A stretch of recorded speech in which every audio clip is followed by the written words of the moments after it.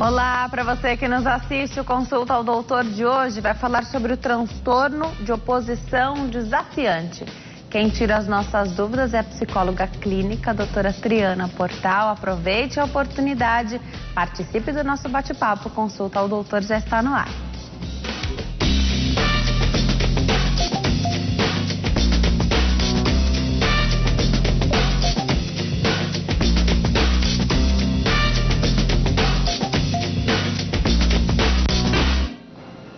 Olá, para você que nos assiste de qualquer parte do mundo, Consulta ao Doutor já está no ar.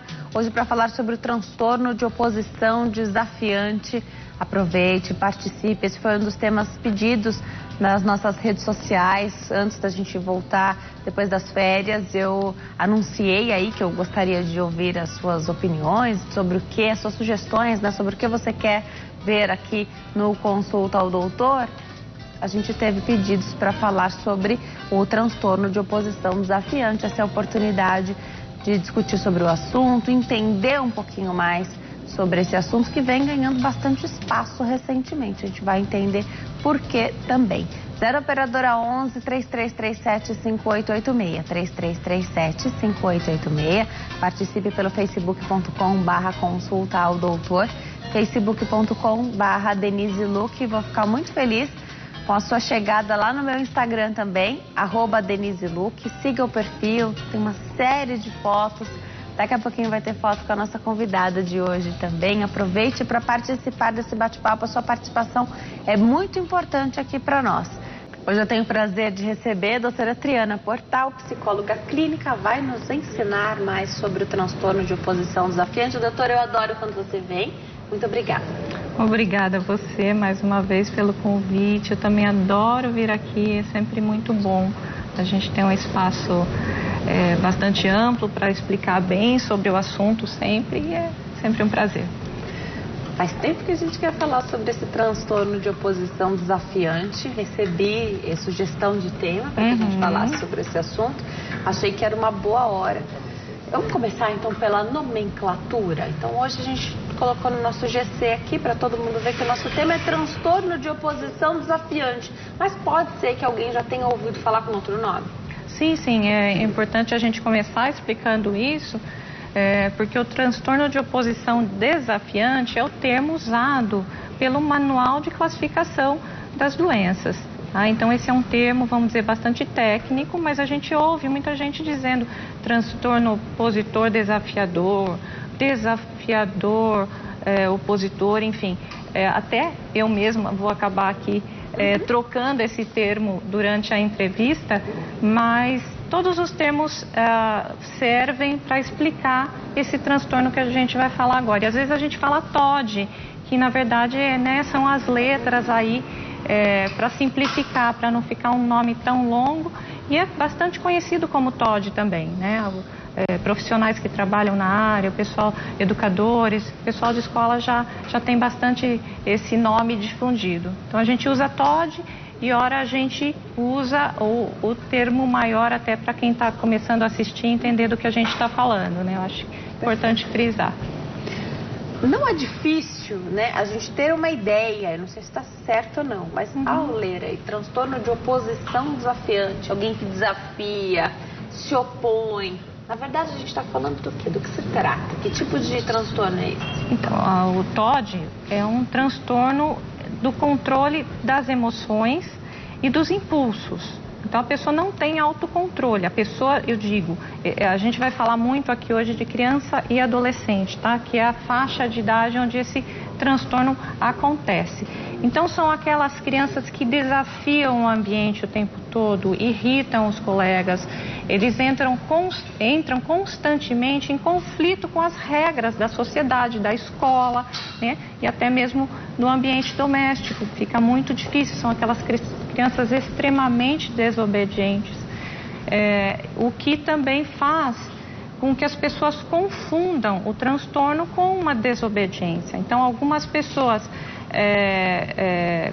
pensam que é mera falta de educação. Esses pais não estão criando direito, falta limites. Então a gente precisa entender bem como é que funciona esse transtorno para não confundir uma coisa com outra e não tratar uma pessoa que tem um transtorno como uma criança mal educada.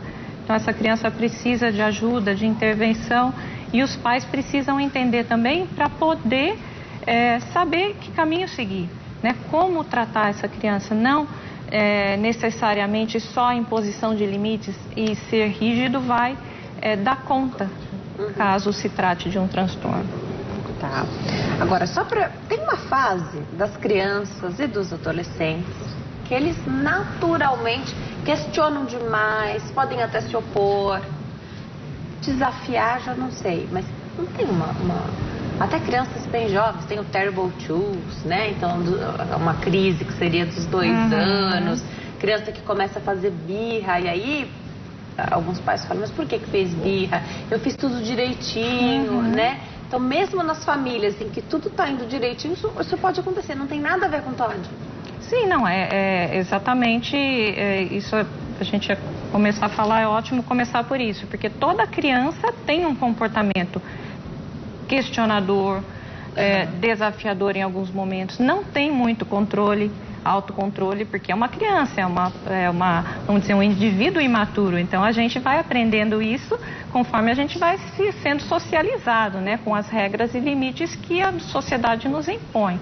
Tá? Então, você pode esperar de uma criança 2, 3 anos, ela vai ter birra, ela vai ter aqueles ataques de se jogar no shopping e de tudo isso com frequência. Isso pode acontecer, mas é a intensidade e a frequência com que isso acontece que vai determinar se é um transtorno ou não. Então, assim, dentro da faixa de normalidade, eu falei uma criança questionadora. Então, se um menino, por exemplo, 8, 9 anos, é um menino bastante questionador, quer entender o porquê disso, aquilo, a gente fala, poxa, é uma criança inteligente. Então, é até positivo, desde que isso não seja em demasia, né? A ponto de, vamos dizer, trazer prejuízos funcionais ali no dia a dia dessa criança. Esse questionamento, ele também, você não inclui nele o que é normal, uma agressividade ou uma coisa mais forte numa criança que não tem o transtorno. Quem tem o TOD age de maneira mais impulsiva ainda? Sem dúvida. Sem dúvida. Então, uma criança questionadora, uma criança curiosa, uma criança que quer saber de tudo, que pergunta o porquê o tempo todo, aquela fase dos porquês e tudo isso. Então, você explica para ela, por que eu não posso sair na chuva, ou passar para determinado lugar, assim, né? Quando às vezes a gente encontra ambientes que tem aquela faixa que você não pode passar daqui para lá, a criança que ela tem o transtorno, ela vai querer passar só porque tem a faixa ali. Né? A criança questionadora, ela vai dizer, mas por que eu não posso passar lá? Aí você vai explicar, porque ali são só os funcionários que circulam, ou enfim, eles estão arrumando aquela área, então você não pode circular ali. Aí a criança vai falar, ok, legal, bacana, e ela não vai. Tá. Né? Ou então se você dita uma regra para essa criança, olha, até as 10 horas você vai ter que dormir, né? Seu limite de ficar acordado é 10 horas, ou você vai fazer a tarefa até amanhã cedo. A criança vai, poxa, que chato, queria ficar mais tempo, mas a criança vai e faz, ela reclama e faz. Para a criança com TOD, com o transtorno, aquilo é um desafio. Me mandou fazer, agora que eu não faço. Então, ela sente diferente. E é importante frisar, e eu não falei isso no começo, mas eu acho que uma coisa que determina muito bem, assim, esse transtorno é que essa atitude desafiadora, opositora, ela geralmente acontece com pessoas, figuras de autoridade. E no caso, seriam pais, professores, babás, cuidadores, avós, sempre o adulto que impõe uma ordem. Tá? Então isso fica muito marcado, né, nas relações da criança com o transtorno, que ela quer desafiar geralmente, ela é uma criança encrenqueira, que irrita coleguinhas, que se sente, vamos dizer, se sente como vítima, porque o fulano fez aquilo para mim, mas onde fica mais claro e evidente com as figuras de autoridade. E ela assume isso? A criança que tem o transtorno de oposição desafiante, ela assume? Não fiz mesmo? Ou quando ela pode, ela é daquela que dá o tapa e esconde a mão? Ah, sim. Não, eles não costumam assumir seus erros. Eles sempre são crianças inteligentes, tá? Normalmente essas crianças não têm problema pedagógico, assim, vai bem na escola, né? São crianças que têm uma boa inteligência e manipulam bastante o ambiente. Então sempre elas vão encontrar uma justificativa para o ato. Então, assim, nunca vai assumir, eu pisei na bola, eu fiz errado, eu burlei a regra. Ele vai dizer, mas eu fiz isso porque fulano fez aquilo. Ou porque ela não me deixou.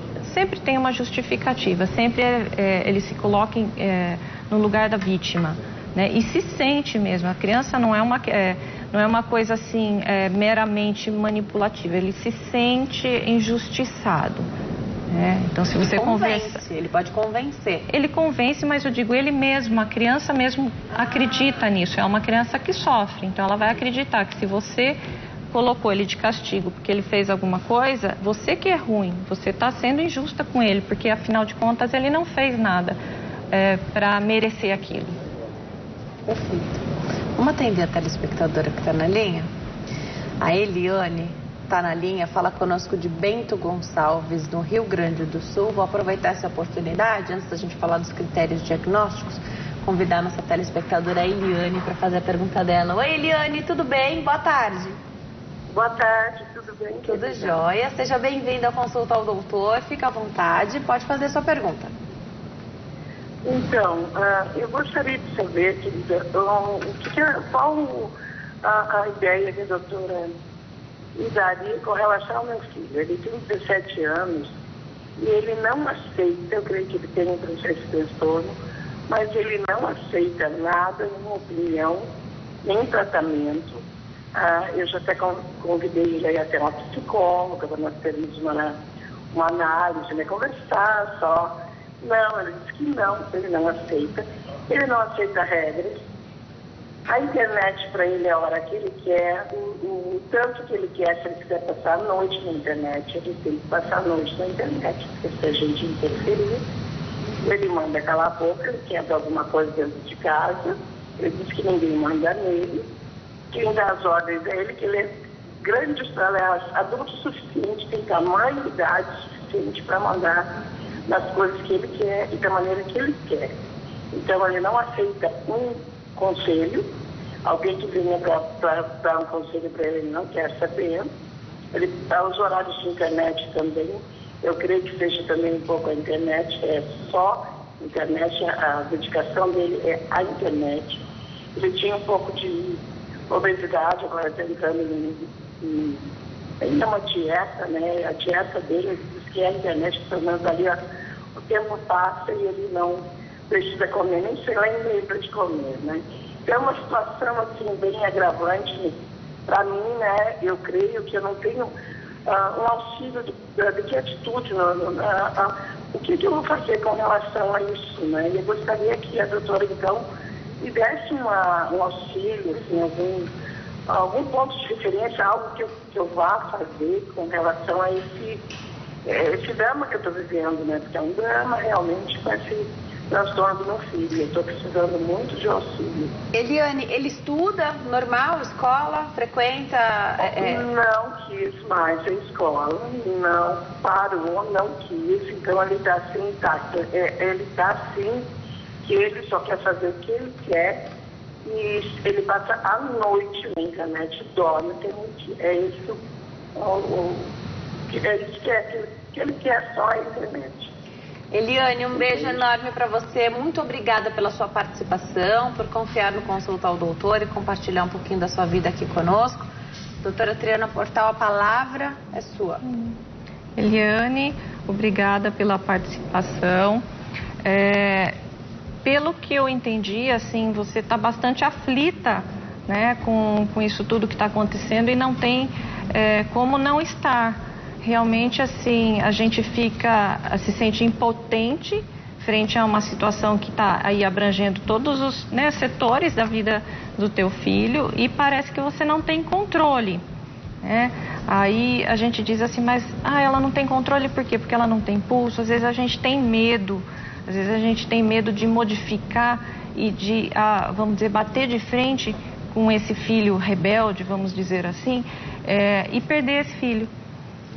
Então, 17 anos já é quase, vamos dizer, um adulto. Então, eu creio que você tenha um pouco de medo de ser mais firme, né, e de, vamos dizer, tomar o controle dessa situação e acontecer algo pior. Mas o seu filho precisa entender algumas coisas. O TOD, a gente vai falar mais aqui durante a entrevista, tem algumas características que a gente precisa observar para dizer se é realmente o transtorno ou não, tá? E aí você acompanha a gente e vai pensando, colocando aí, lógico que um diagnóstico deve ser feito por um profissional, mas você vai vendo se encaixa com a vivência do teu filho, porque o que você está me passando é o que acontece agora, mas eu não sei, né? A gente precisaria saber mais de como foi a evolução, né? Desde lá do comecinho, né? Desde a pré-escola. Que é quando, vamos dizer, o TOD começa a aparecer, esse transtorno começa a aparecer. Agora, a dica que eu te dou, realmente precisa uma intervenção, precisa por aí, vamos dizer, começar, que não seja de uma vez, mas precisa começar a mudar um pouco esse cenário que você tem em casa, tá? Hoje em dia, a gente fala sobre também os vícios de internet, são doenças já catalogadas. Né, o vício com jogos eletrônicos, internet. Então a gente precisa pensar o que está acontecendo, né? As amizades, se ele está, vamos dizer, com algum transtorno depressivo, alguma coisa assim, precisa investigar. Ele se nega a ir a um profissional, mas você precisa tentar alguém de confiança, talvez, uma tia ou mesmo um amigo que seja uma pessoa bacana, para acessar o seu filho, né? Então, às vezes, precisa de um certo caminho para chegar. E você, como mãe, impor os limites e regras. Olha, isso aqui não é um hotel, não é? É uma casa, quem manda aqui é a gente, existem regras. Olha, você pode fazer isso e aquilo, mas não é desse jeito, né? O adolescente, ele tem essa postura rebelde mesmo, é o que a gente estava falando aqui. Alguns comportamentos são esperados de criança, né, e de jovens. O jovem está ali um pouco perdido, né, procurando a identidade, querendo se afirmar, às vezes não se encontra. Então precisa uma regra, um limite, vamos dizer assim, puxar para a realidade, sabe, dar aquele susto. Então, converse com uma pessoa de confiança para te auxiliar nesse caminho do acesso, porque às vezes também, se você vai de forma muito incisiva e forçada, também não acontece, mas precisa começar a mudar, não pode deixar assim, porque isso tende a piorar. Se a gente se omite, fica ali só assistindo e sofrendo junto, como mãe, né, que ela sofre muito, não é o caminho, precisa fazer alguma coisa assim. E você vai provavelmente precisar de ajuda profissional. Se não para o seu filho, para você, para esse profissional te orientar em como fazer aí para ajudar o seu filho. Legal que você Espero falou. Ter ajudado. Com certeza, porque às vezes o adolescente não quer ir ao psicólogo e não tem quem consiga levá-lo, mas o fato dela ir já vai ajudar nessa mudança de comportamento dela, né? Exatamente. É o manejo da dinâmica familiar. Então, quando você trata, né, uma pessoa que está no ambiente, isso vai contagiar todos os outros, né? A mesma coisa, quando uma pessoa está doente dentro do ambiente, todo mundo acaba pegando um pouco disso. Então precisa, se ela não conseguir, num primeiro momento, levar o filho, que você, Eliane, vá para um atendimento para ter orientação. E apoio psicológico também, né? Porque a gente às vezes precisa de um espaço para si.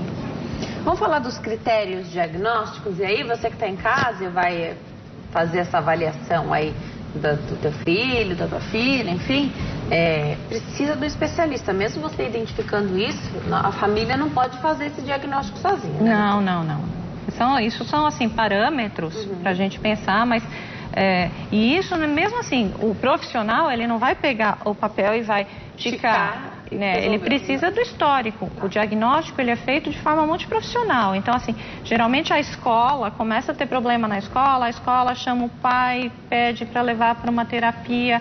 Então, assim, existe uma observação que é na escola, existe uma observação que é dentro de casa, né? Então, vamos dizer, o que esses pais observam e vivenciam com essa criança, né? A escola e aí o profissional, né? E o clínico, ele não vai ser em um dia, num momento que ele vai ali determinar o diagnóstico. Ele vai precisar entender toda a dinâmica da família, o que vem de relato da escola, pensar nesses critérios.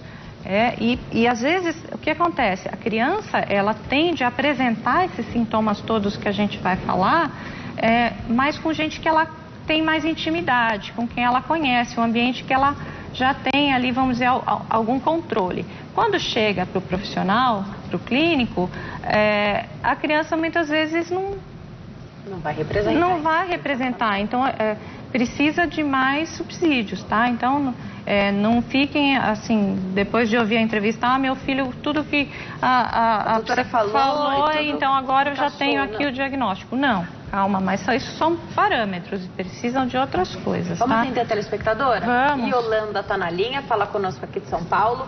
Oi, Yolanda, tudo bem? Boa tarde. Boa tarde. Eu estou falando com a doutora? Pode falar, a doutora já está te ouvindo. Yolanda, seja bem-vinda ao Consulta ao Doutor. Pode fazer a sua pergunta. Eu estou ouvindo esse programa e me interessou muito. Eu tenho um filho, né, que tem esse problema que vocês estão falando aí, né? Então me interessou ouvir. Ele tem 20 anos hoje. Tá. E já estudou, né? Quando ele começou, tinha 12 anos. E aí agora ele não toma mais medicação, ele tomava espiridona, tomava fluoxetina, tinha as consultas direitinho, conseguiu o bilhete único para ele não aceitava nada. Era muito agressivo dentro de casa, quebrou tudo na minha casa. E assim, hoje ele tem 20 anos, ele estava suportado, só que ele não quer ajuda, não posso comer de nada. Eu preciso muito de ajuda. Eu não sei com ele.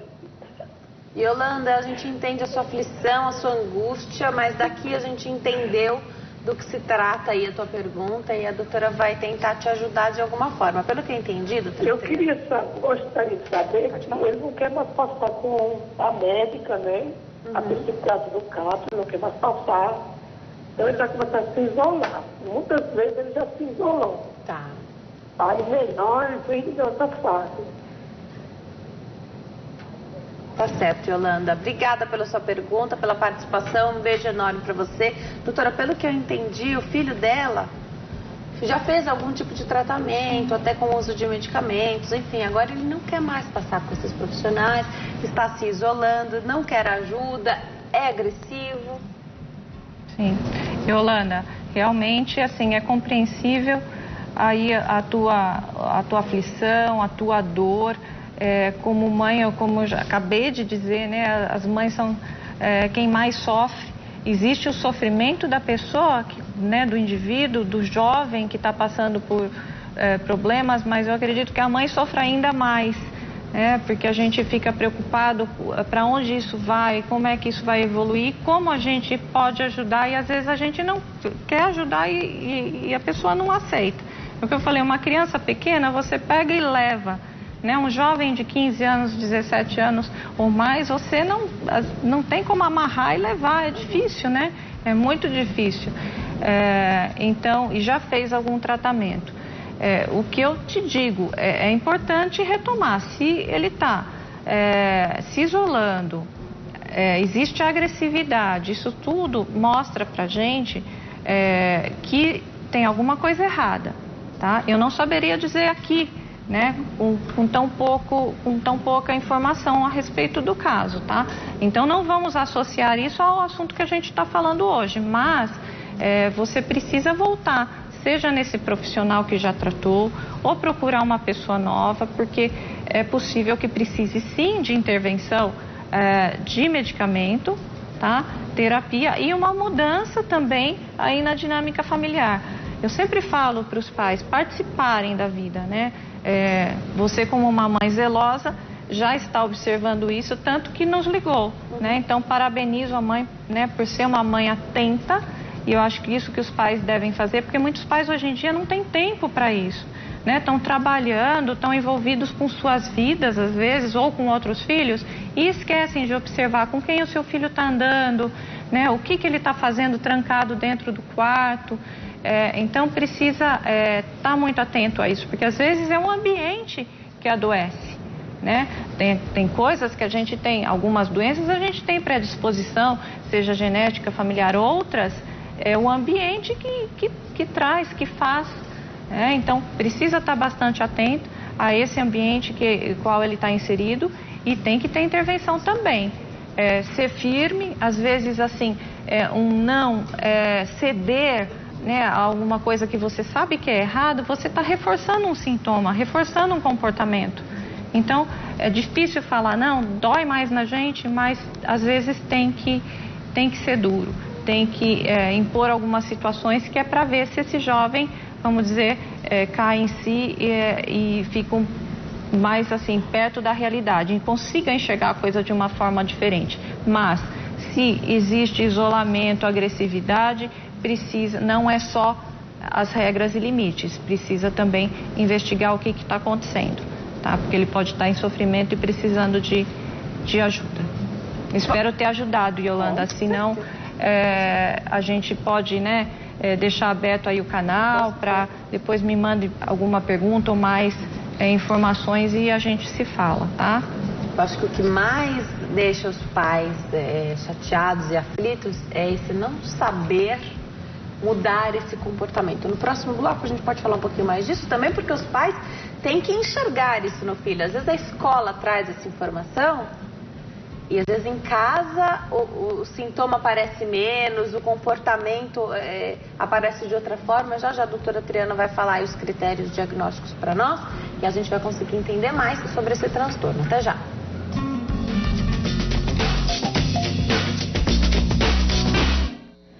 Nós estamos de volta hoje falando sobre o transtorno de oposição desafiante com a doutora Triana Portal, psicóloga clínica, está esclarecendo bastante aqui para nós. Doutora, vamos para os critérios diagnósticos, depois a gente fala um pouquinho sobre como os pais podem enxergar esse momento, porque isso aqui vai dar bastante argumento aí, né, para a gente conversar. Vamos lá, quando é que um comportamento significa um sintoma? Sim, bom, a gente pensa que um comportamento significa um sintoma quando ele tem frequência, né, intensidade e quando ele é assim, a penetrância que tem no dia a dia do contexto que a pessoa vive, né? Então, assim, o quanto isso traz prejuízos funcionais, tá? Então, os critérios, né, conforme o nosso DSM, o nosso manual de classificação, você precisa que a criança apresente, o indivíduo apresente 4 sintomas, né, que a gente vai falar vários aqui, né, ele precisa ter 4 desses sintomas, que isso seja uma coisa que aconteça sempre dentro de um período de 6 meses. Tá? Então, assim, mas começou lá o ano passado, ele ficou um mês desse jeito, aí ficou bem, aí agora esse ano tá assim de novo. Não, a gente precisa observar num período de 6 meses se aquilo é uma coisa constante. Então, se é uma criança menor de 5 anos, tá?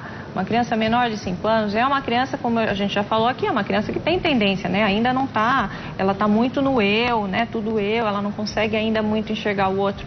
Então, essa criança, ela constantemente tem birras, assim, né? Uma criança que apresenta mais comportamentos desafiadores, de birra, de desobediência. Então, a criança menor de 5 anos, ela precisa apresentar quase todos os dias durante um período de 6 meses para a gente considerar aí isso. Uma coisa importante, isso não pode ser, esse comportamento ele não desafiador aí de opositor, ele não pode ser com um irmão. Achei curiosíssimo isso. Tá? Não, porque um irmão já existe ali uma relação de rivalidade que é muito comum e existe até diagnóstico para isso, rivalidade entre irmãos. né? Que é um comportamento que fica tão ali frequente e intenso que precisa ser tratado, mas existe uma nomenclatura para isso. Então a gente tira essa coisa. Se for com um irmão, a gente pensa que ali é uma outra coisa, tá? Então vamos dizer, essa dificuldade de relacionamento, ela precisa acontecer entre as figuras de autoridade, tá? Com as figuras de autoridade, os professores, pais, cuidadores, enfim, tá? Então, se é uma criança, voltando, 4 sintomas, tá? Criança menor de 5 anos precisa apresentar esse comportamento quase todos os dias por um período de 6 meses. Crianças maiores de 5 anos, com 5 anos e para frente, maiores, precisa apresentar o comportamento, esses comportamentos, pelo menos uma vez por semana, por um período de 6 meses, tá? Quais são esses comportamentos, tá?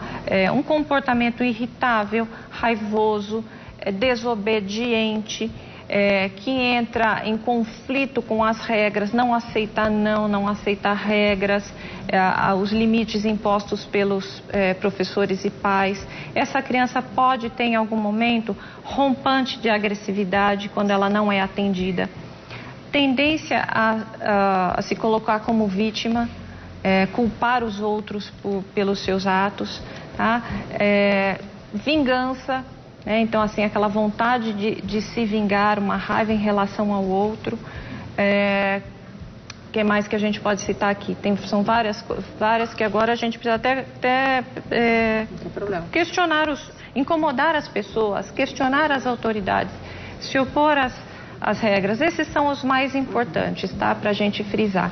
Esse comportamento vingativo, importante a gente falar, esse comportamento vingativo, ele aparece menos, tá? Se ele for um comportamento maldoso, vingativo, aparecer quase todos os dias ou muitas vezes na semana, aí a gente pensa numa outra coisa, num outro problema, tá? Então ele aparece, ele faz parte desse diagnóstico de transtorno positivo desafiador, mas ele é o que é menos frequente. O que a gente mais vê no dia a dia dessas crianças é esse comportamento mais de irritar o outro, de ser muito sensível, né? Então, às vezes é uma brincadeira boba de um coleguinha, coisa de criança, que as crianças aceitam tranquilamente ou simplesmente ali, sei lá, mostrou a língua na hora, mas ficou tudo bem. Para essa criança com TOD é muito mais forte, então ele fica realmente bravo, sentido, magoado, ele acredita que o professor, quando chama a atenção dele, o professor não gosta dele, que o professor está perseguindo. Ele realmente acredita nisso, como você falou. Sim, ele sente. E uma outra coisa também dos critérios diagnósticos, né, que a gente pode colocar aí dos grandes grupos, né, é a questão de sofrimento. O quanto que essa criança está em sofrimento, porque ela começa a ter problemas na escola, problema na família. Então, aquela criança que o pai já não quer levar para os lugares porque sabe que a criança vai se envolver em problema e causar confusão. Então, existe um sofrimento para a família, para a criança que acaba ficando mais isolada, infeliz. Existe um comprometimento, pode existir um comprometimento na escola, né? Essa criança, às vezes, muitas dessas crianças são convidadas a se retirar da escola, né? O que a gente falava antigamente, são expulsas da escola. Então, observar das 4 grandes grupos aí, né? Porque eu acabei falando vários comportamentos. O comportamento vingativo, né, o sofrimento que a criança tem, a questão de ser questionadora e opositora, tá? E os rompantes de agressividade, de irritação, essa coisa mais emocional, tá? Uma outra coisa importante, né, dentro do diagnóstico, hoje em dia a gente classifica como leve, moderado ou grave. Isso aí é a intensidade com que se apresenta na vida do indivíduo. Então, se é leve, é quando o problema aparece só no ambiente que a pessoa vive. Então, seja o ambiente doméstico, ali no seio familiar. Então, o problema é com a mãe, é com o pai, é com a avó, é com quem cuida. Então, essa criança é aquela criança terrível em casa, mas na escola vai bem, tá? Então, isso a gente pode classificar como leve. Moderado, quando já são 2 ambientes, tá? Então, é a escola, essa criança tem problemas e apresenta comportamento na escola ou em casa, ou então no clube e na escola, tá? Então, aí moderado. Múltiplos ambientes, a gente já fala de um caso grave, tá? E como que chega do leve ao grave, né? A coisa vai crescendo, como em toda doença ou transtorno, se você não intervém e não cuida, vai crescendo. Então, em um dado momento, se começou leve com um ambiente só, vai crescendo para o moderado e quando a gente vê, já está tomando parte de toda a vida da pessoa. Aí são os casos mais graves. Pode acontecer só na escola? Pode acontecer só na escola. O que eu falei, muito diagnóstico, assim, ele começa pela escola, pela reclamação da escola. E aí você falou que é uma coisa que vai progredindo. Vai progredindo. Segurar esse progresso aí do transtorno, se você identificar rapidamente, começar a tratar? Sim, é possível, né? Os dados que a gente tem hoje é que, assim, se for tratado, em 3 anos, a gente tem uma remissão. Vamos dizer assim, a gente consegue, a criança sai do diagnóstico em 3 anos, 60% dos casos, tá? Mais ou menos 60% dos casos que são tratados, eles saem do diagnóstico. O que acontece é que tem um longo caminho, tá? Então, por exemplo, a criança que apresenta anos atrás, ou então em cidades menores, a gente está aqui em São Paulo, tá, gente? Então, aqui em São Paulo é uma cidade onde as crianças ficam muito tempo na escola e os pais trabalham muito e ficam muito tempo longe de casa. Então, se numa cidade pequena, onde a mãe fica em casa, o transtorno aparece mais dentro de casa, né, com a família, aqui nas capitais, nas cidades grandes, a gente vê acontecer mais na escola, porque a criança permanece mais tempo lá e os pais... Não dá nem tempo, né? E às vezes os pais nem conhecem bem esse filho, porque o filho sai logo de manhã, acordou, vai para a escola, volta já cheio de sono e já vai direto para a cama dormir. Então, assim, quando que é a convivência com esses pais? No fim de semana, também muitos trabalham, ou então estão lá atarefados com uma rotina diferente, então aparece mais na escola.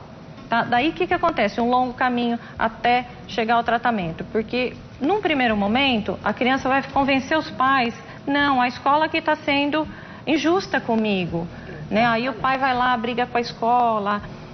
Aí a escola tenta fazer as modificações possíveis, então tem todo ali um caminho, ou então os pais são muito severos em casa, daí acaba intensificando os sintomas, porque a criança fica com raiva do professor que, vamos dizer, que foi lá falar com o pai. Intensifica os sintomas na escola? Sim, porque o que eu falei, a forma como é conduzida, então assim, essa criança tem uma reclamação na escola, chega em casa com a agenda lá, né, dando castigo, isso e aquilo. O pai, muito bravo, vai lá, não, agora eu vou dar jeito nisso aqui, põe de castigo.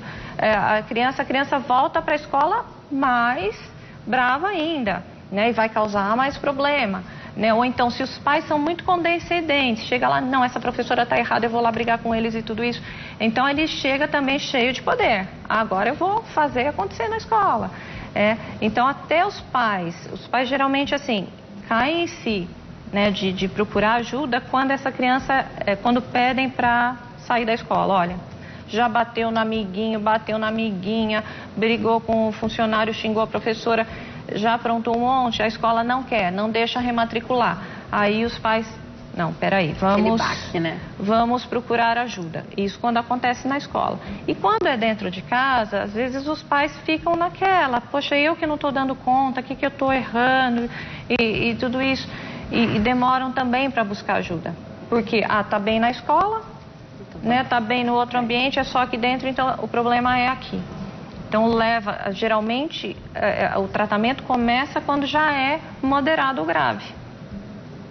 Difícil para os pais esse momento também, né, doutora? Porque aí eles vão precisar levar essa criança para fazer o tratamento, mas eles também vão ter que fazer um tratamento. Sim.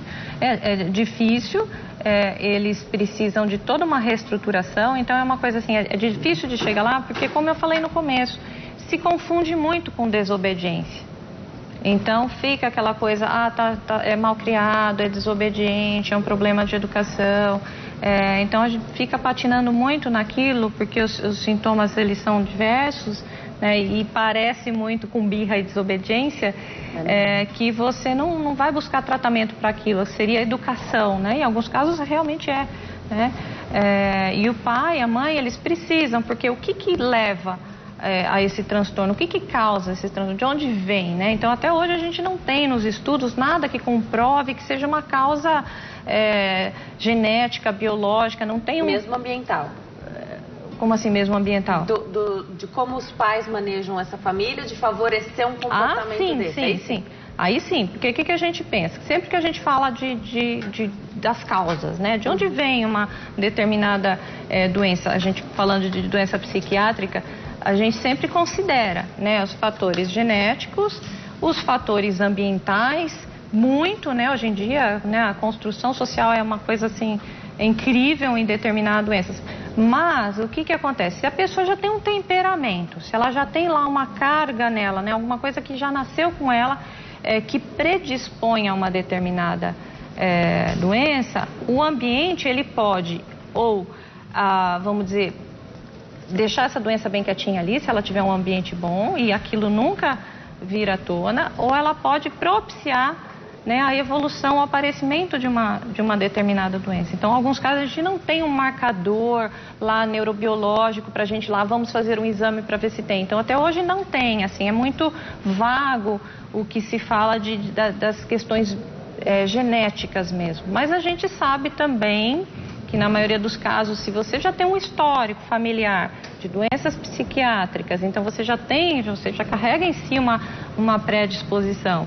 E eu digo mais, às vezes nem é essa predisposição, você conviver com famílias doentes. Então imagine você, um filho que tem um pai que deprimido, uma mãe esquizofrênica, que ambiente? Então essa pessoa já acaba vivenciando aquilo e tendendo a assimilar, a absorver aquilo como para si.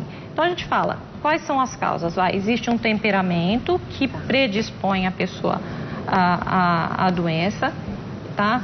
Existe uma questão do ambiente em que a pessoa está inserida, então o que é esse ambiente? Então, vamos dizer, um ambiente de pobreza extrema, de muita violência, de vários cuidadores. Então, hora uma criança que foi abandonada, uma criança que foi, uma hora está morando com a avó, outra hora está morando com a tia, outra hora a mãe se separou. Então, assim, não estamos julgando, algumas pessoas têm essa vida não por escolha, porque acontece, tá? Mas esses fatores predispõem a criança a desenvolver esses comportamentos, né? A família disfuncional ou até a dinâmica da família ser disfuncional, porque a gente pode dizer assim, uma família intacta, pai, mãe, irmãozinhos, tudo bonitinho, ninguém nunca se separou, nunca teve nada disso e tem uma dinâmica disfuncional. Então a mãe não aceita aquela criança, o pai e a mãe brigam, então essa dinâmica pode trazer consequências. Da mesma forma que a gente sempre cita, poxa, lares desagregados, pais separados, isso contribui. Por quê? Porque muda a vida da criança, né? Então, se você tem um pai separado, você provavelmente vai ter que conviver com pessoas diferentes, você vai ter uma mudança na sua vida, pode ter alienação parental em alguns casos. Todas essas coisas contribuem. Então, a família e o ambiente, no caso do transtorno opositivo desafiador, tem muita importância, tá? Em fazer com que a doença apareça e cresça. Perfeito. Além disso, tem comorbidades? Então, as crianças que sofrem com o TOD já podem estar comprometidas com outros transtornos? Sim, é importante essa parte, né, das comorbidades. O que são as comorbidades, gente? Tem gente que fala que nome é quando assim tem uma doença e uma outra doença junto, tá? Então assim, não é uma coisa só. Então a pessoa ela pode ter um transtorno de déficit de atenção e hiperatividade e também ter o TOD. São dois diagnósticos diferentes. Então, quando a gente fala comorbidade, é porque a pessoa tem uma coisa e outra. Então, a pessoa pode ter, por exemplo, a gente falando de uma outra área, a pessoa pode ter diabetes e uma outra hipertensão. Pode ter diabetes e problema na coluna. São diagnósticos diferentes, tá? Então, são comorbidades. Então, a gente pensa assim, que no TOD a gente vê com muita frequência, tá? Mais ou menos 30% dos casos, comorbidade uma doença conjunta com TDAH, tá? Também bastante não, menos, tá? Mas com transtorno do espectro autista, né? O TEA, que acho que você falou. Sim, aí recentemente. Bipolaridade em alguns casos. É mesmo? Tá? Sim. Você fala de transtorno de conduta também, que pode estar relacionado aqui com uma comorbidade. Tá. Sim, então o transtorno de conduta é um pouquinho diferente. O transtorno de conduta ele já tem mais acentuado a diferença entre o TOD. Falar, mas o transtorno de conduta é muito parecido com o TOD, guarda muita semelhança. Mas no transtorno de conduta já é aquela criança que tem uma maldade maior, é uma criança que destrói, vamos dizer, propriedades, objetos, é uma criança que tem maldade, pode ter maldade com pessoas e animais, chegando à agressão. Por isso que você falou que a questão da parte de se vingar tem um limite, porque exatamente. Se a criança ela tem os comportamentos do TOD, mas ela é excessivamente vingativa, ela é excessivamente malvada, aí a gente pensa num transtorno de conduta, tá? Eu estou usando o termo malvada e já me chamaram a atenção por causa disso. Gente, eu não estou taxando ninguém, tá? É para ficar fácil a compreensão. Então é aquela criança que ela tem muitas atitudes que prejudicam os outros, que tem a franca intenção de prejudicar o outro, o amiguinho, o pai, o animal. E a criança que não tem muito remorso, porque a criança com TOD, com transtorno positivo desafiador, ela fica triste, ela às vezes se arrepende do que ela faz, porque às vezes ela não tem autocontrole das emoções, então ela é impulsiva, mas depois ela fala, poxa, estou arrependida, eu não devia ter feito isso, mas eu não consegui me controlar. A criança já com transtorno de conduta, ela não tem mais já essa coisa do arrependimento e de ficar triste porque fez errado.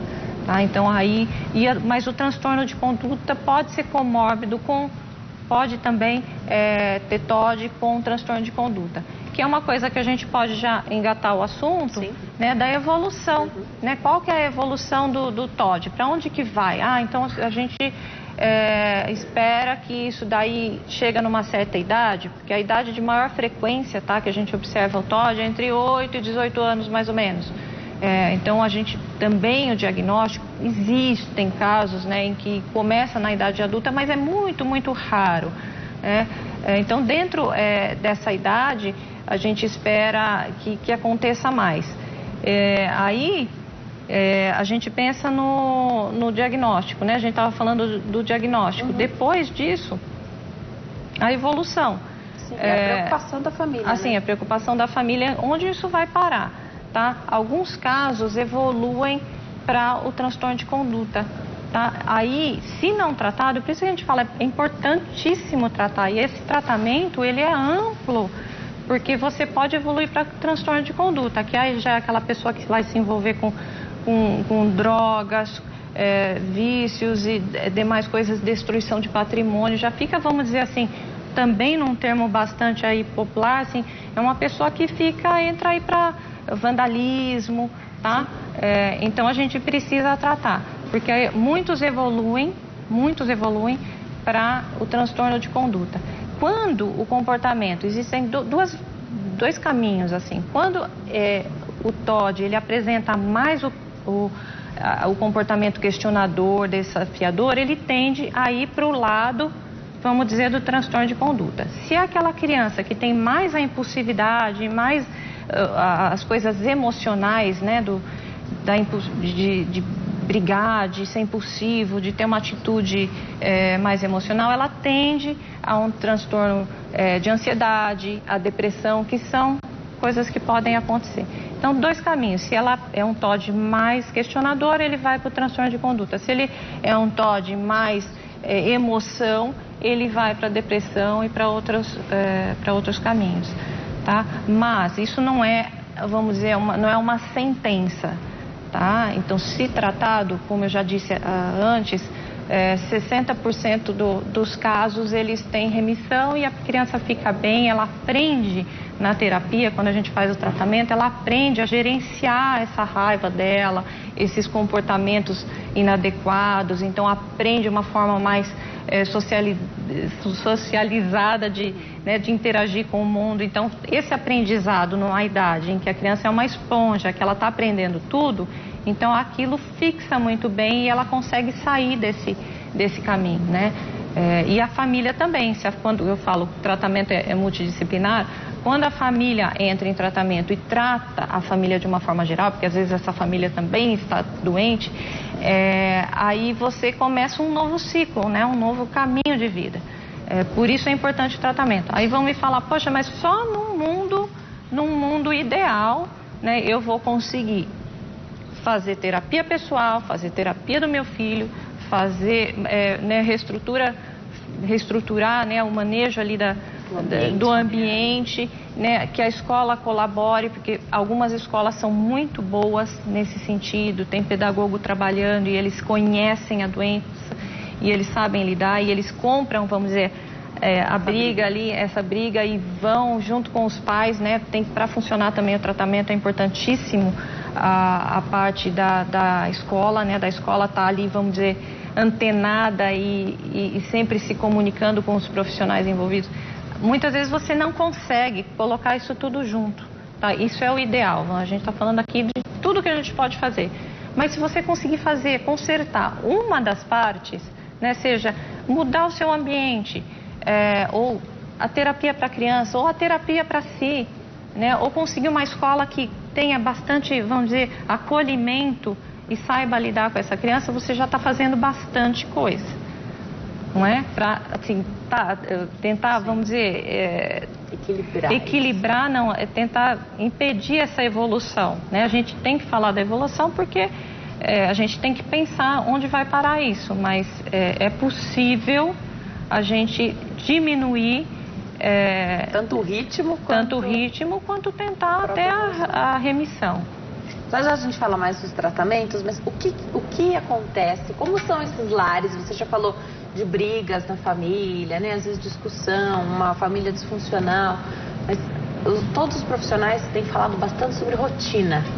Lares sem rotina favorecem esses comportamentos que já estão ali de repente? Sem dúvida. Cada vez mais a gente vê, não só com criança, mas até para o próprio adulto. Se ele não tem rotina, a vida dele fica uma bagunça. Então a gente precisa ter rotina de sono, né? O sono é importantíssimo, né? A falta de sono, a privação de sono causa assim bastante consequências no cérebro de uma criança, de um adulto, de aprendizagem, de memória, tudo isso. Então, começando pelo sono, eu acho importantíssimo sempre frisar, não é a nossa pauta aqui, mas o sono é importante, a rotina de sono, a alimentação também. Então, aquela criança, né, que só come bolacha o dia inteiro, só biscoito ou bolacha, só come comida industrializada, não tem uma rotina, essa criança também não tem parâmetro de mundo. A gente precisa ter algum também, eu falei, não, ninguém está falando aqui para ter um mundo ideal, mas alguma rotina, né, alguma referência do que vamos dizer, o mais normal.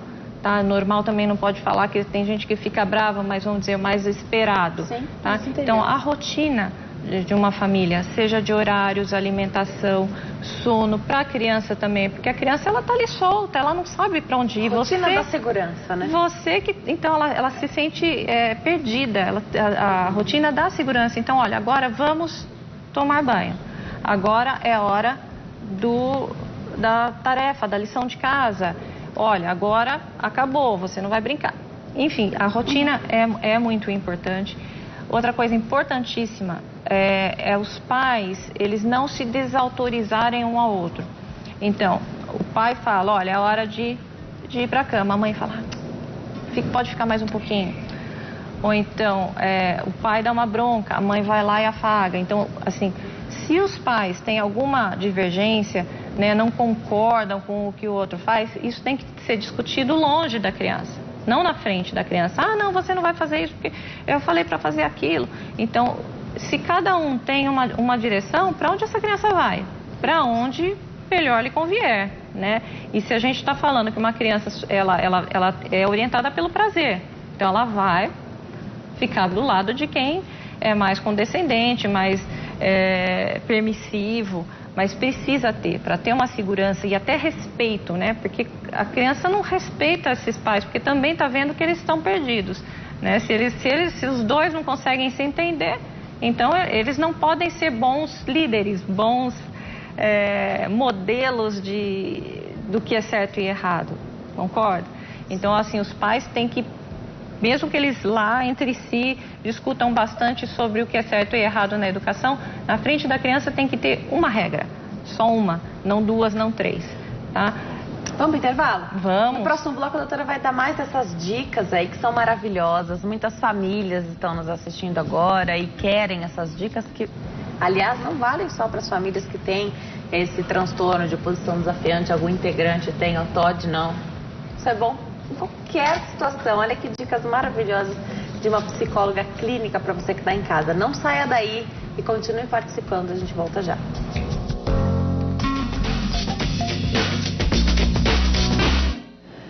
Nós estamos de volta. Hoje o Consulta ao Doutor fala sobre o TOD, o transtorno de oposição desafiante. Doutora Triana Portal, a nossa convidada, psicóloga clínica, hoje esclarecendo tudo para nós. Como nós abrimos o programa falando, tem outros nomes para descrever, que falam sobre a mesma coisa do transtorno de oposição desafiante. Opositor desafiante, desafiador opositor. Algumas pessoas até nas mensagens que mandaram sugerindo o tema, usaram os demais termos. Então, tudo bem, é tudo sobre a mesma coisa, quero dizer a mesma coisa, e em alguns momentos até a doutora tem usado os outros termos. Acaba escapando os outros termos, né, que transtorno de oposição desafiante talvez seja o menos usado, mas é o que a literatura, vamos dizer, usa. Então, no dia a dia a gente usa opositor desafiador ou TDO, né? Bastante já difundido o TDO. E a gente está falando aqui, para quem pegou agora, né, Denise, a gente está falando de crianças que apresentam uma desobediência muito grande, né? Um comportamento aí rebelde, um comportamento de desafio às pessoas, as figuras de autoridade, os professores, pais, cuidadores. Então, é uma criança que ela dá muito trabalho. E assim, o comportamento dela, ele é além de uma mera desobediência. Eu acho importante quando a gente fala, né, a gente precisa de psicoeducação. Psicoeducação é entender sobre uma determinada doença ou um determinado transtorno para a gente poder ter empatia com quem sofre disso, né? Não simplesmente julgar e discriminar, porque é realmente difícil, quando você tem alguma doença que acaba fazendo mal para outro, né? Então, assim, acaba envolvendo outras pessoas, faz outras pessoas sofrerem. Então, a gente tem menos ainda, um olhar ainda mais, vamos dizer, de exclusão para essas pessoas, né? Porque a gente pode interpretar que essas crianças, esses indivíduos que a gente está falando com TDO, são crianças que precisam somente de limites e de regras e de boa educação. E não é só isso, tá? A gente vai falar agora dos tratamentos, né? E assim, como a gente pode ajudar. E ter simpatia com a família é muito importante, porque a doutora falou aqui, esse transtorno afasta a família do convívio social, porque você sabe que vai dar problema, né? E você de repente não buscou essa ajuda ou não identificou isso ainda, mas você já acabou excluindo essa família do convívio social. De repente o restante dos parentes, né? Quem estava esperando sua família ali na festinha vai comentar que a criança de repente é mal educada, e não é isso, né? Não é só isso, ou nem é isso, né? Sem dúvida, e essa é uma criança bastante infeliz, porque os amigos vão se afastando, ela fica, vamos dizer, rotulada como uma criança difícil, ela fica com a autoestima muito baixa, né? Ela fica com uma autoestima muito baixa, e isso pelas coisas que acontecem e também pelos próprios pais. Porque o que acontece? O pai, ele já vai ficando tão cansado com a conduta, com o comportamento desse filho, que ele está toda hora lembrando o quanto ele é ruim. né? Ah, você fez isso, você fez aquilo, a gente não vai fazer porque...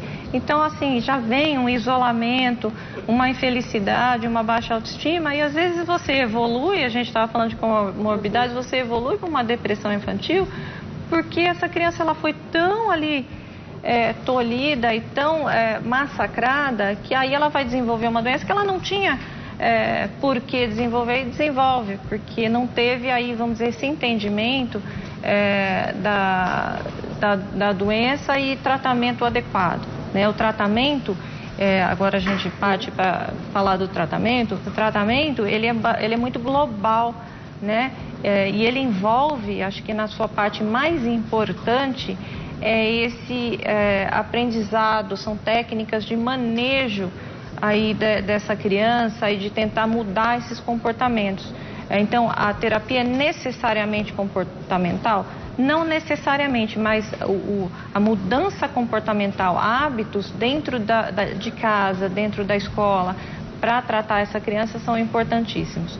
Nos casos graves, pode precisar de medicação, tá? A medicação, ela não, vamos dizer, ela não sara a doença, ela não trata a doença, mas ela trata alguns sintomas. No caso aqui, agressividade, raiva, então assim, contém um pouco essas emoções que são descontroladas, tá? Quando essa criança tem uma comorbidade, uma outra doença como o TDA, por exemplo, associado, que é muito comum, aí tem os psicoestimulantes, que são os remédios usados para o TDA. Tá? Então aí controla lá aquela parte e acaba ajudando nisso também, às vezes ansiolíticos, tá? Mas isso nos casos graves. No geral, o forte mesmo, o padrão ouro para o tratamento é a questão da terapia, mas a terapia global. O que é a terapia global? Não só da criança em consultório sozinha, tá? Mas o apoio à família e os pais. O apoio é o apoio emocional, o apoio psicológico para eles e o apoio para ensiná-los como tratar essa criança. Quase um treino ali, né? Sim, um treino, tá? Então a psicoeducação, primeiro, conhecer a doença, né? Então essa família precisa entender, conhecer. Essa família precisa estar assistida para ela conseguir ter forças ali, ter fôlego, paciência, acreditar. Então precisa tratar essa parte emocional da mãe, do pai, enfim, de quem convive, né? E ensiná-los como tratar, porque não é fácil, né? A escola precisa ter, vamos dizer ali, um respaldo, né? De um psicopedagogo, um pedagogo. Muitas escolas têm isso, até na rede pública também, já um conhecimento da doença, então sabe como levar. E essa criança, assim, não é que ela vai ser... ela tem que ser colocada ali como uma criança especial de lado, não. São coisinhas que parecem muito simples, mas que faz muita diferença.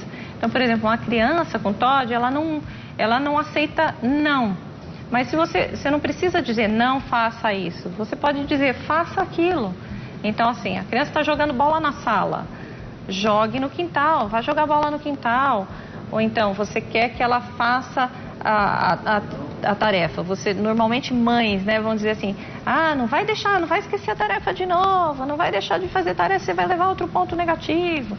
Não, faça a tarefa agora, ou vá fazer a tarefa. Então, algumas instruções para... A questão é com o não, o mais forte é com o não, sim, né? com o não e com a regra. Tá. Então, se o professor determina, agora vocês vão fazer... tem até um caso para ilustrar, que a criança ela ficava numa escola em período integral e as escolas de período integral geralmente elas têm uma parte pedagógica pela manhã e à tarde a criança fica ali para fazer tarefa ou para alguma coisa mais lúdica, esportes ou o inverso. O que acontece é que essas turmas geralmente se juntam no período da tarde e então alguns estão fazendo uma coisa, outros estão fazendo outra. E essa criança em questão, ela não aceitava que pedissem para ela fazer a tarefa enquanto outros estavam jogando bola. Só que esses outros eram de outra turma, né? Então, assim, aí o lado questionador. A gente saiu um pouco aí de onde a gente estava no caminho do tratamento, mas eu acho importante, legal, assim, de como é o comportamento, para ilustrar o comportamento. Sim. Então, essa criança, ela falava, não, agora eu não vou fazer, tá me mandando fazer tarefa agora, eu quero fazer depois. Ah, o trabalho é em grupo? Não, eu quero fazer sozinho. Ah, o trabalho é sozinho? Não, só faço se for em grupo. Então, é uma criança que ela vai sempre querer fazer diferente, ela não vai aceitar a regra. Agora, se o professor, ele consegue ali conquistar a criança e vai dizer assim, poxa, seria legal se você fizesse aí a sua lição agora, né? Ou então se você entregasse amanhã, porque aí você vai poder jogar bola depois. Aí essa criança vai falar, poxa, legal, tem um ganho aí, né? Então, talvez ela acate melhor do que agora é a regra, vai sentar e vai fazer. Não vale. Pode valer com outras crianças, como eu já disse. A criança vai até resmungar, ficar ali meio de bico, mas faz. A criança com TOD não faz, ela vai querer ir contra essa regra, né? E aí começam os conflitos, né? Então, pensar em assim, como conduzir, né, essa criança no dia a dia na escola, em casa. E aí, voltando ao tratamento, né, a psicoeducação, medicação em alguns casos, terapia da criança importantíssimo, para poder regular, tratar essa questão do manejo da agressividade, para ela entender. Às vezes a criança não entende, ela está ali no ego dela, na individualidade dela, ela não entende que assim, que ela convive em sociedade, então ela precisa assim trabalhar muito a empatia, solidariedade. Então assim, eu bati no meu amigo, poxa, você gostaria de apanhar do seu amigo? Como seria, né?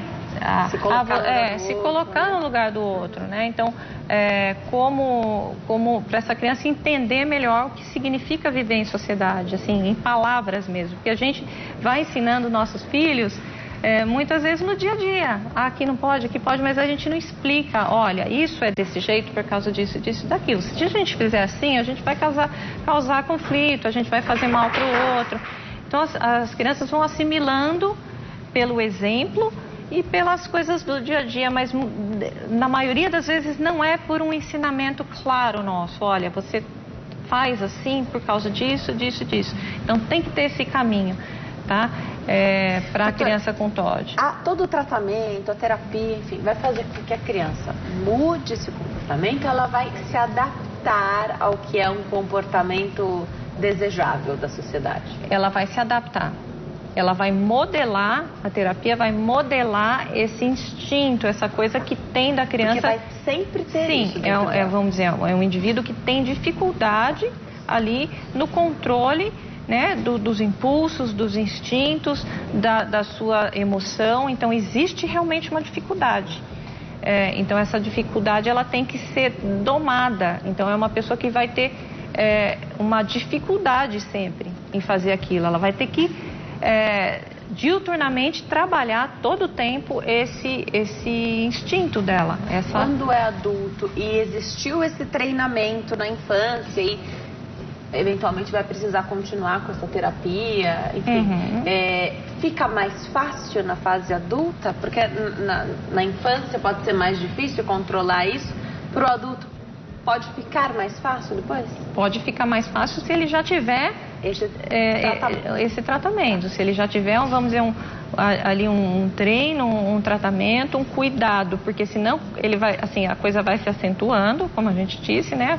O transtorno evolui para outras coisas e aí quando a pessoa chega na vida adulta, já tem muita coisa estragada na relação, nas relações, no íntimo da pessoa, a autoestima, tudo isso. A pessoa já tem dificuldade, já teve que mudar de escola, já brigou bastante com os pais, então tem bastante... A família já até mudou de cidade para refazer Então aí o que a gente vê? O prognóstico para essa pessoa que não teve o tratamento, mesmo que ela não evolua para algum outro diagnóstico, vamos dizer assim, sacramentado, ela vai ser uma pessoa que vai ter dificuldade nas relações, vai ter dificuldade de se manter nos empregos, né, com as relações, eu digo assim, casamento, né, a pessoa que não consegue, né, se achar aí com um par, com uma família, ou então vai ser um pai difícil, uma mãe difícil.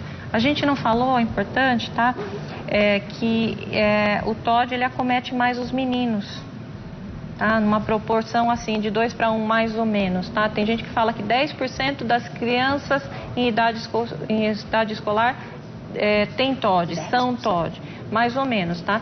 Mas o livro oficial, assim, a estatística oficial é que é uma média que pode ir né, de 1 a 10%, mas existe uma média aí de 3,5%, mas que acaba sendo bastante idade escolar. Eu arrisco dizer, quando eu vejo profissionais, amigos falando em 10%, eu até acredito, porque depende também do lugar em que você está inserido, né? Então, se a gente fala em grandes cidades, em ambientes que são mais patogênicos de natureza, então a gente tem aí uma incidência maior, né? Uma prevalência maior da doença aparecer. Doutora, preciso encerrar daqui a pouquinho, um minutinho para a gente comentar um pouquinho mais do suporte escolar. Você recomenda, então, que lógico que a escola já vai ter dado um alerta, né? E aí, quando há o diagnóstico, a família já buscou e está lá mesmo, houve o diagnóstico do TOD, haver uma conversa, uma reunião, porque se a escola tiver, de repente a escola não está preparada naquele momento, mas se ela estiver disposta, ela pode trabalhar junto com esse aluno, né? Sem dúvida. O que acontece assim, tem vários casos, né? Como eu falei, é muito comum a coisa aparecer, o encaminhamento vir da escola. Então a escola já percebe, a escola já tem uma demanda, né? E já tem também até um tratamento diferenciado com esse aluno, e aí chama os pais e pede a terapia e pede uma intervenção. Agora, tem os casos também em que o transtorno começa a aparecer em casa. Os pais chegam a um diagnóstico, mas eles não querem expor o filho e não contam para a escola. Então a criança já deveria estar em tratamento e a escola já deveria ter sido alertada, e os pais, por uma questão de se preservar, de preservar a criança, sempre o pai é bom intencionado, a gente parte de pensar que o pai sempre tem muito boa intenção, ele não faz aquilo por mal, mas ele não comunica à escola. Então, o importante para o tratamento é que a escola, assim, ela me perguntou sobre a escola, mas eu digo assim que todas as pessoas envolvidas tenham uma boa comunicação, tá? Então, essa comunicação do psicólogo com a equipe escolar, com o psiquiatra, caso exista, né? Entre os familiares. Então eu não vou contar para minha comadre ou para a avó que ele tem isso, porque senão a avó vai falar que a culpa é minha. Não, todo mundo tem que saber para ter uma força-tarefa para ajudar essa criança. Doutora, eu amei te receber aqui. Vou deixar os contatos da doutora, que o nosso tempo já acabou. YouTube, você procura Portal Triana. No site é www.trianaportal.com.br e o telefone é 0 operadora 11 2737 6037. Se você não conseguiu anotar, me pergunte lá no Facebook, que eu vou ficar feliz de te ajudar. Doutora, obrigada por ter vindo. Obrigada. Passou rapidinho, né? Passou rapidinho, acho que eu falo demais. Ótimo, foi excelente. Adorei. Muitas pessoas perguntaram sobre esse tema, acho que hoje a gente teve a oportunidade de esclarecer. Obrigada, sim. Que bom. Para você que escolheu ficar muito bem informado aqui conosco hoje, muito obrigada. Fiquem com Deus. Até amanhã. Tchau.